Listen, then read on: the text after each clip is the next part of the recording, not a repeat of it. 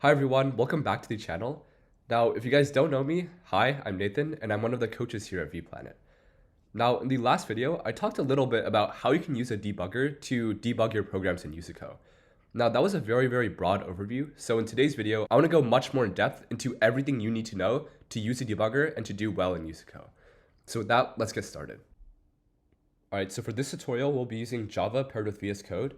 Now, if you're using a different IDE or editor, the specifics will be a bit different, but in general, all the functions and everything you'll be doing is going to remain the exact same.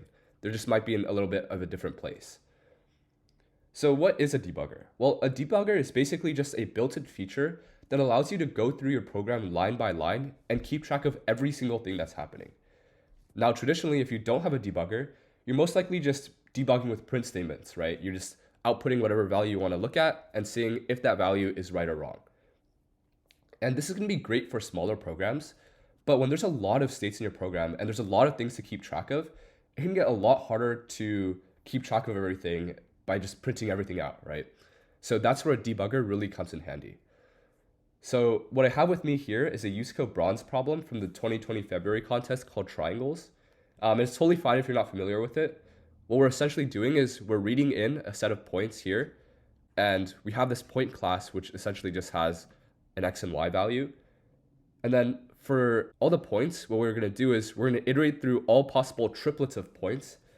And then for each triplet, we're just calculating some sort of area function that we want to maximize. So how can we debug this program? Well, what a debugger will do is that it will execute the program as normal until it reaches some sort of breakpoint.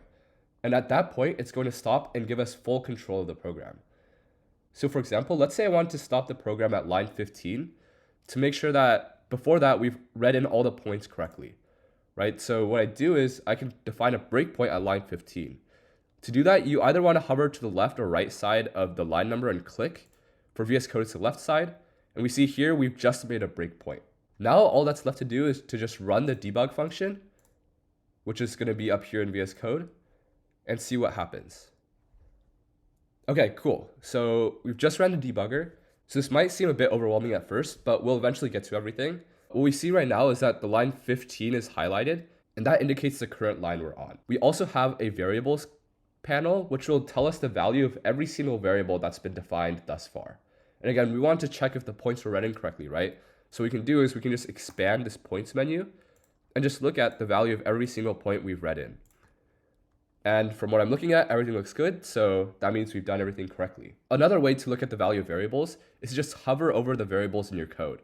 So if I want to see the value of n, I can just hover over n and see, oh, okay, that equals 4. I can hover over points and just look at all the values there. So that's another way to do it. So now if I want to move forward in my program, what I can do is I can use this menu up here. Specifically, the command to move forward is called step over right here. And essentially this will bring our debugger one line forward, right? So if I click this, we've just moved one line forward. And we can just keep on doing this until we want to continue and stop somewhere. Right now, it's like not really going anywhere because this if statement is preventing a lot of for loops from executing.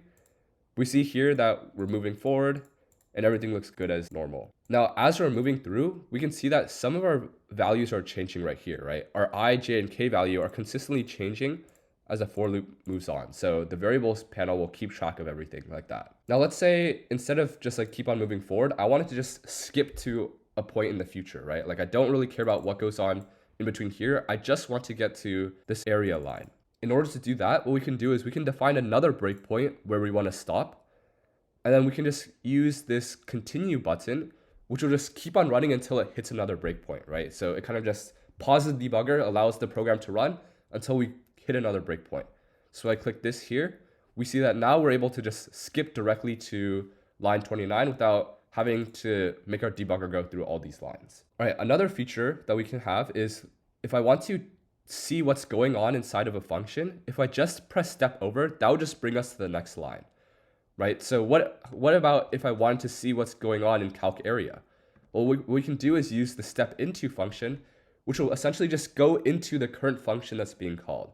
So I click that right here. We see that now we're actually inside of the calc area function, and we can see all the calculations that's going on. On the left side, we can see all the variables that are being defined and make sure that everything's going good as normal. So those are the key movement commands. There also is step out of, which will just step out of functions, but I generally haven't used that. And finally, if you just want to stop your debugger, you can just click the red button and that'll just end the debugger there. But for now, we're still debugging, so I don't want to do that. Now, another thing that's very useful is this watch panel right here. Essentially, what that does is that it allows you to keep track of values that you really care about that you can't directly find in the variables column, right? For example, let's say I want to keep track of what the current points I is, right? The ith index of points. Then what I can do is I can just define an expression to watch, and then it will just tell me what that expression is at every point in time. Maybe I want to get more specific. I want to know what the x value of the ith point is. Then I can just do point I.x, and then it'll tell me that value. Right, so essentially instead of using print statements, you can just watch whatever value you care about, and that will kind of be your replacement for using prints. Cool, so those were all the main functions of a debugger that you really need to know. One last thing that I think has been pretty useful is conditional breakpoints, where essentially we can define a condition for where we want to stop at. So for example, let's say I don't really care about what this nested for loop is doing in general. I just care about one specific iteration of it. I just want to know what happens when I equals 1, j equals 2, and k equals 3, for example. What we can do is we can define a conditional breakpoint by defining the breakpoint right here, and then we can right-click it and do edit breakpoint. We can type an expression. The breakpoint will only stop when the expression evaluates to true. If it's false, then it will just pretend like the breakpoint didn't even exist. So again, we want to stop when I equals 1 and j equals 2 and then k equals 3, right? So we can just type this expression in, kind of like an if statement. And then if I press enter, we've defined now our conditional breakpoint, which will only stop when this condition holds true. So now when I debug, we see that, okay, we've stopped, and we see that we've only stopped when I equals 1, as we expected, j equals 2, and k equals 3, which is exactly what we want. Great. So those were the features that I found most useful. I think one other thing that might be slightly useful is this call stack. In general, it just like tells you the call stack that you're currently on. It's not really useful in general, but if you're doing recursion maybe, then you might want to look into this. But other than that, there's not really a huge use for this. All right, so that was everything you need to know to use a debugger in USACO. Now, it's definitely going to take some time getting used to at first, but hopefully as time goes on, you'll find that your debugging is going to get a lot more efficient. But yeah, other than that, thanks for watching. If you enjoyed the video, please leave a thumbs up or subscribe. And yeah, I'll see you in the next one. Peace out.